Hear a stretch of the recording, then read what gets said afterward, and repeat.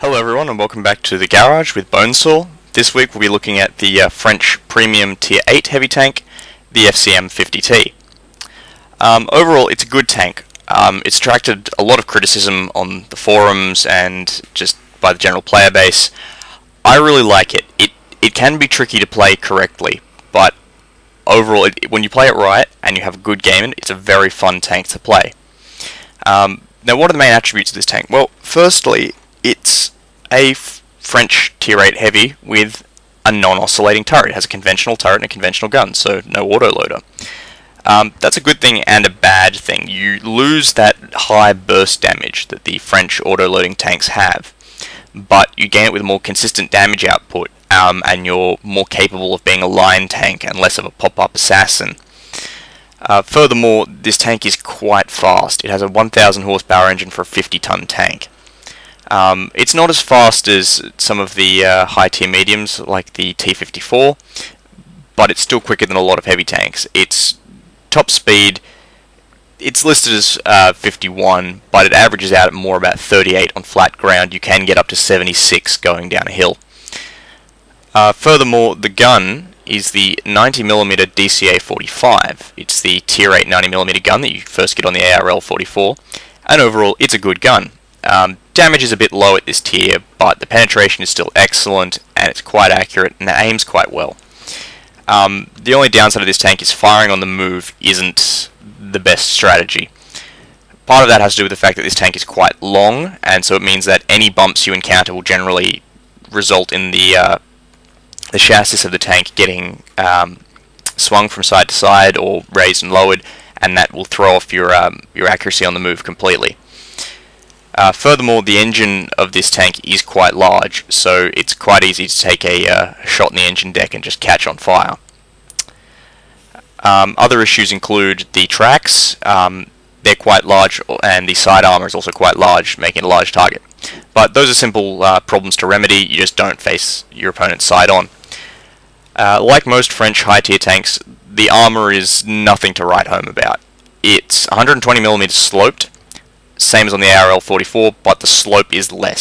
So, you may bounce some things, and it does happen. The armor of this tank is commonly referred to as the troll armor because it bounces things when you don't expect them to. The turret armor is exactly the same as the hull armor, minus 10mm at the rear.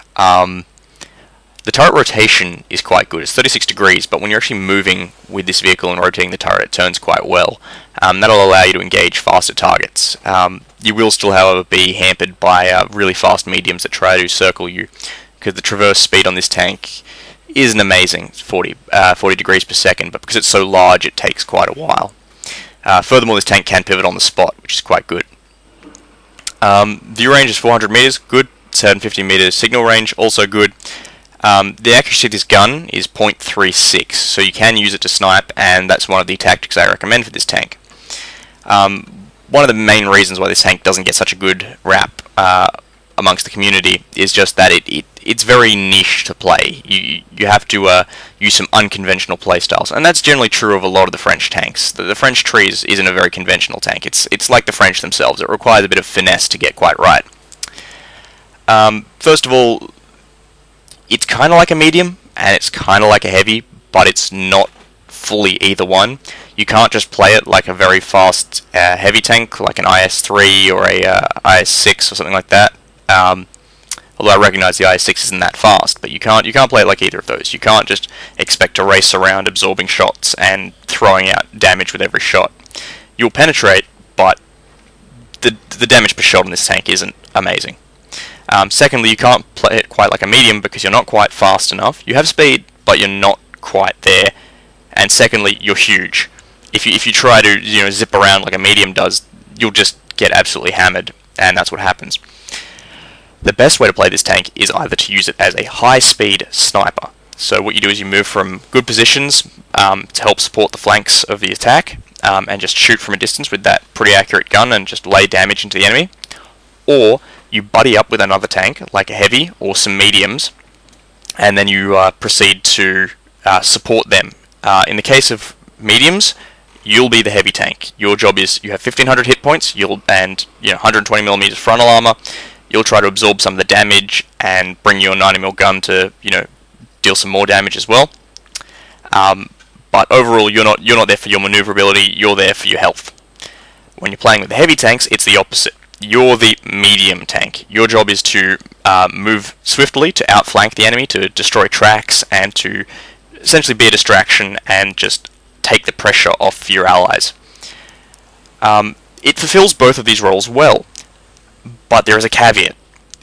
Your teammates need to acknowledge how this tank plays and assist you. If the mediums kind of just sit there and try to be heavy tanks and just take a beating, and then they don't, and obviously because they're mediums, and then they just die, well, that's going to leave you up the creek without a paddle. Exactly the same with the heavy tanks. If they don't put the pressure on as you're flanking, the enemy will just focus all their attention on you, blow you to pieces because you have no armor, turn around, finish your friends off. So it is a tank quite heavy on teamwork. I wouldn't necessarily recommend it for more competitive gaming like clan wars and such, but when it's played well with teammates, it is a very, very fun tank, and I would highly recommend the FCM 50T if you're willing to pay for it. And by pay for it, I mean you have to learn how to play the tank correctly, and you also have to pay its price in gold, which is quite substantial. It's, I believe, 11,900 gold, which is one of the reasons why a lot of people shy away from this tank. They think it's too expensive for what you get.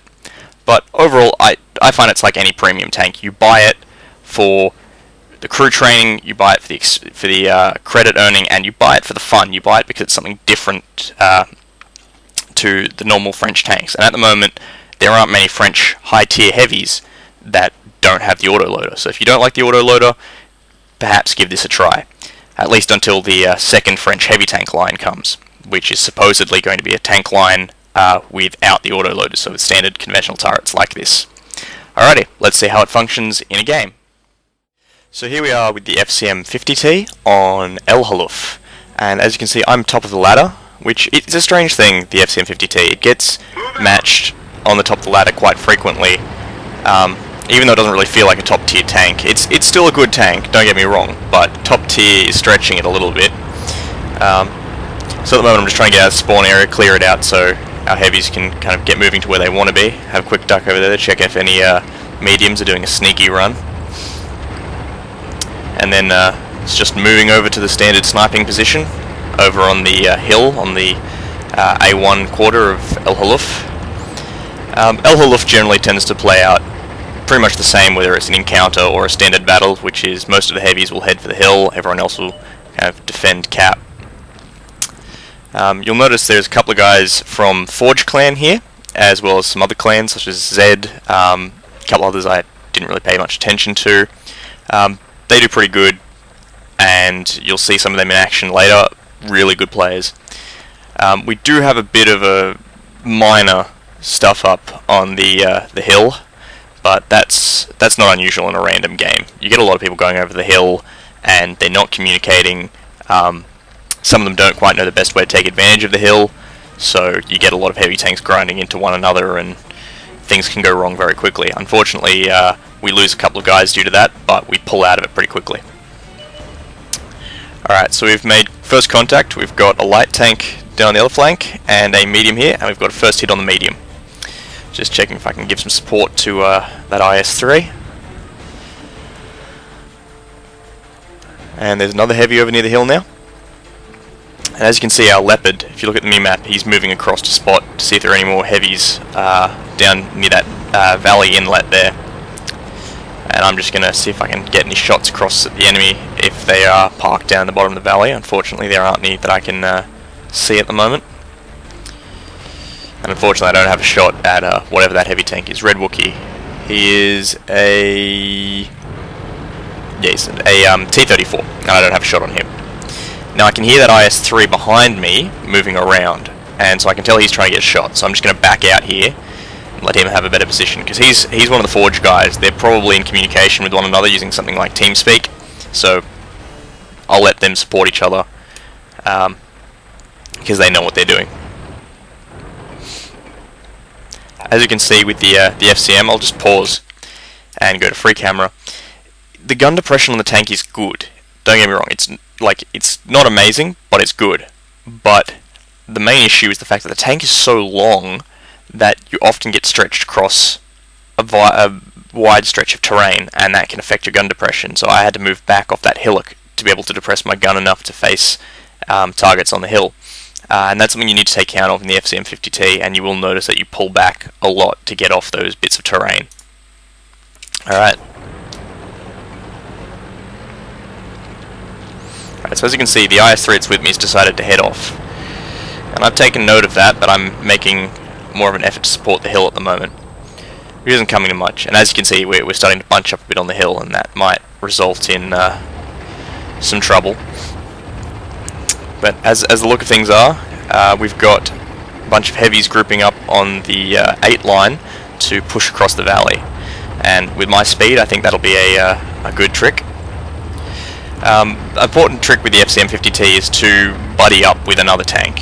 This tank doesn't like running solo. It's better if you pair up with some mediums or with some other heavy tanks. When you pair it up with mediums, you can be the damage absorber. You have a lot more health than they do. And as you can see as I go down the hill, you can pick up quite a bit of speed, enough to keep up with the medium tanks. And when you're paired up with other heavies, you take on the role of more the flanker, the high-speed support tank. So as you can see, there's a heavy up there. He's a T-32. We've got him pinned down up there on the dog leg. I'm just pulling up with this Tiger and the IS-3 Fireside. Fireside plays a really good game in this match. A good player. So the IS-3 and the Tiger should be fine there, but this medium, this light tank, could use my my support, so I'm going to move up with them. And as you can see, we also have our AT-15, our British tank destroyer, coming across the field. Note that it's the standard AT-15, it's not the premium AT-15A, but it still has the same frontal armour, very heavy frontal armour. Alright, we've got a Comet over there on the other side of the field, so I'm going to take a shot at him to prevent him getting into our artillery and our cap. Unfortunately, it goes low, and the second shot will wind up pretty much the same, it gets eaten by his tracks. Alright, now there's a KV-3 up there. I'm worried by that KV-3, so I'm going to start laying some rounds into him, because my armour isn't that thick. Alright, that one's probably a hit.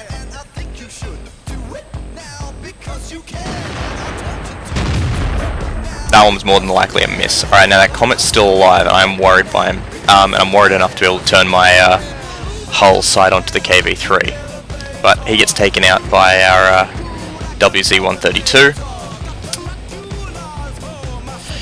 And then I finish off that KV-3. As you can see, the DCA-45 has quite good accuracy and quite good penetration, just straight through that KV-3 turret. As you can see in the chat, if you've been paying attention, we're having some trouble over on that A sector hill. So, you know, guys are griping in the chat. Alright. At the moment I'm just pulling around to engage this T-32 with the AT-15, because that way I can keep him distracted and stop him from outflanking our IS-3 and our Tiger. And I missed the first shot unfortunately, but bounced his first. I decided to pull back just in case he fires again. Pop out again. As I'm lining up the shot, unfortunately I take a hit, but we go 1 for 1, so I'm not too troubled by this. So as you can see, our IS-3 and our Tiger are taking a bit of a beating, so I'm content to leave the AT-15 to deal with the T-32. He'll keep him in place and stop him from outflanking us. The more important threat at the moment is the things at the top of this hill. As you can see, this tank climbs hills pretty well. It's got a very powerful engine, but it's still a heavy tank. It still weighs quite a bit, so it's not a light tank, it's not a medium tank. Don't expect it to climb a hill like a T-50-2. Alright, we've spotted their artillery and he needs to die for obvious reasons. Because A, he's artillery, and B, he's Russian. So second shot should finish him off. And that's kill number 2 for this game. Alright, so I've just bounced a shot from a T-34, which is quite unlikely. This tank's built of troll armor, essentially. It's like a Frenchman itself. It works when you don't expect it to. When you want it to work, it's never working, but, you know, that's the downside of this tank. So I'm going to move around here with Fireside. Unfortunately, I get a bit too close to him and wind up side-scraping him. But the ISU-152 winds up missing anyway. The ISU's retreating, so I'm going to move around and help our Tiger, because he might not survive a second hit. That shot there was actually from the low, which is all the way across the other side of their base. Alright, so I track the T-34. Alright, now I'm backing up to take a shot at the ISU-152, but I don't want to get derped side on to him, so I take a pot shot and wind up hitting the rock instead. From here it's onto a flanking maneuver. As you can see, this tank moves quite quickly, especially across slopes, so we can get around behind that ISU, and that's the plan. Unfortunately, there's a low over here, and I don't particularly want to have my back to him. And our IS-3, Fireside's already killed the ISU, so now it's just me and the low. I'm being cautious here, because his 105 can do quite a bit of damage, just trying to bait him into shooting. See if I can get a shot into his turret. I do get a shot, but as you can see, it bounced. No, I won't have a second shot, he's pulled back behind the rock. Our two IS-6s over on the hill are doing much better, but I can never resist an easy kill, so that 12% IS-6 is mine, straight through the turret. As you can see, the gun is quite good for sniping. And now we're going to try and help this medium against the low. Now here I make a bit of a mistake. I really shouldn't have stopped, but I was hoping that the medium would survive, and the idea was I would track him and then keep moving. Unfortunately, the acceleration on this thing isn't good enough for me to actually get out of Low's turret rotation, so I'm kind of having to sit here and take hits. I can't circle him, I'm not fast enough. So I'm just having to keep tracking him and, you know, letting others help me out here. Unfortunately, my last shot gets eaten by his tracks, so Fireside picks up the final kill of the game, and that's the end.